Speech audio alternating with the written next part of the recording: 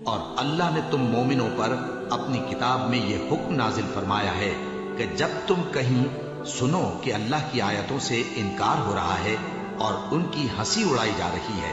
تو جب تک وہ لوگ اور باتیں نہ کرنے لگیں ان کے پاس مت بیٹھو، ورنہ تم بھی انہی جیسے شمار ہوگے۔ کچھ شک نہیں کہ اللہ منافقوں اور کافروں سب کو دوزخ میں اکٹھا کرنے والا ہے، جو تم کو دیکھتے رہتے ہیں۔